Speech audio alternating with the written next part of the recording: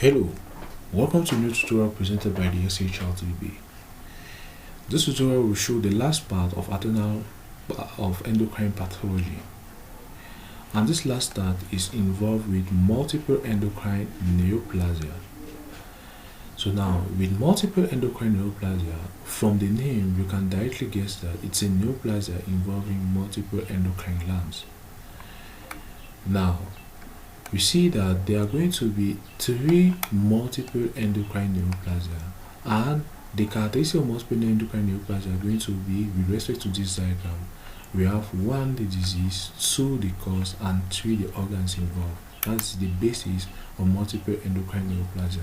And when you know all this, you have finished with multiple endocrine neoplasia. Now, there are three multiple endocrine neoplasia. You have multiple endocrine neoplasia 1, you have you have multiple endocrine neoplasia 2. So these are the two main ones. Now, multiple endocrine neoplasia 2 is now divided into two parts. We have multiple endocrine neoplasia 2A and we have 2B. So now let's start multiple endocrine neoplasia 1. So MEN 1 is also called Weber syndrome. Weber syndrome.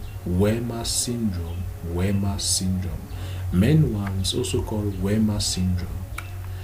Now, the cause of MEN 1, we have MEN 1 gene, so we have mutation. The cause of MEN 1 is mutation when MEN 1 gene at 11q13 protein is a menin and a tumor suppressor gene. So MEN 1 gene is a menin and tumor suppressor gene.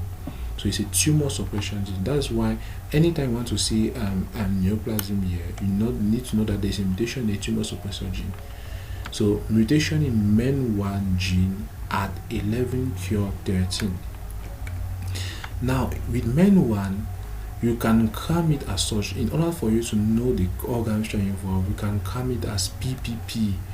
You need to put the mnemonics of PPP, starting from up. You have pituitary gland, then go to a parathyroid on the neck, then go to a pancreas in the abdomen. So pituitary gland, you have a prolactinoma mainly. Prolactinoma most commonly form of a pituitary adenoma. So in a pituitary gland, you are going to have a prolactinoma. So in the parathyroid, you are going to have a hyperplasia or a high adenoma at the level of the parathyroid. You are going to have a hyperplasia or adenoma at the level of parathyroid. And the pancreas, are going to have endocrine tumors, which are usually aggressive and multifocal and may secrete gastrin or insulin. So in this case, you have PPP. The first one, you have prolactin secretion at the level of pituitary adenoma. We have the parathyroid, we have hyperplasia and adenoma, and then for the pancreas, we have secretion of either gastrin or insulin. So that's what should be noted for MEN 1. MEN 1 the name is Weber syndrome. Now for MEN 2A, the name is also CPL syndrome. MEN 2A, the name is also CPL syndrome. The cause is red proto-oncogene. For the first one, it was MEN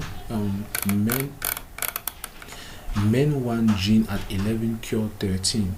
This one. Now for MEN 2A, it is red proto-oncogene. You have red proto-oncogene.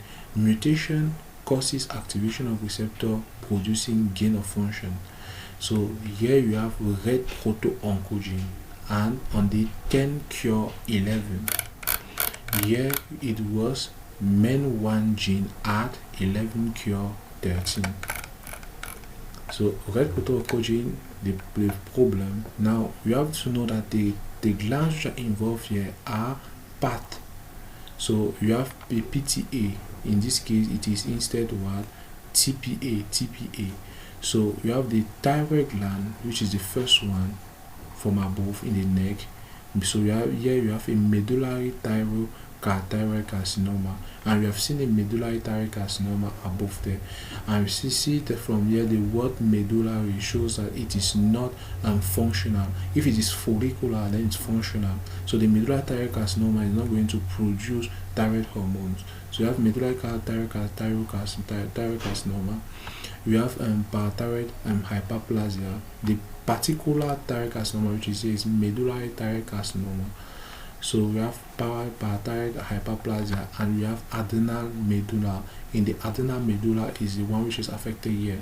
So in this case we should have TPA.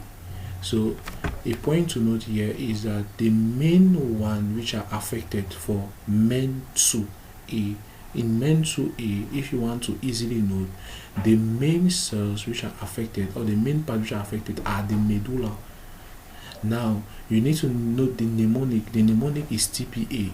So T is for thyroid gland. It should mean that it's the medulla of the thyroid gland which is going to be affected, so resulting to a medullary thyroid carcinoma. Now the P is for parathyroid gland. It is also the medulla of the parathyroid which is going to be affected. Now the problem is that the parathyroid gland is very extremely small, with the size of a peanut. That is why if the medulla is affected, it is very probable that it's also the functional part is going to be affected, and this is why you also have a hyperplasia and resulting to hyperparathyroidism.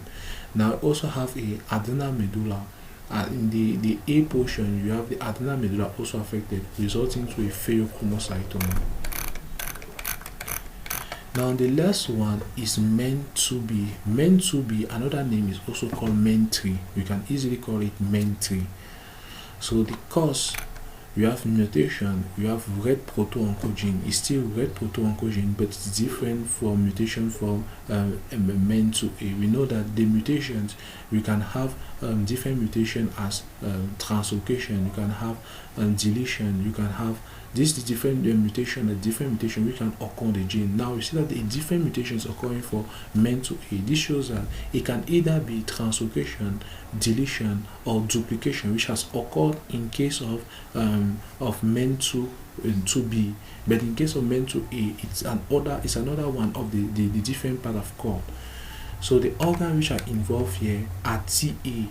So it is no more PTA, it's no more TPA, but TA only. So the PA is forgotten. So the medullary thyroid carcinoma are involved, and adrenal medulla are involved, resulting to pheochromocytoma. So you see that MEN2A and MEN2B are similar. Just like with MEN2A, we have the parathyroid involved. So MEN2B does not develop parathyroid gland hyperplasia, and MEN2B has ganglioneuroma and malformoid habitus. So the ganglioneuroma, it shows that the MEN2B lacks something. It lacks the parathyroid gland hyperplasia, and now you can easily note it as to compensate that lack of the parathyroid gland hyperplasia. It is going to increase in its adrenal medulla carcinoma.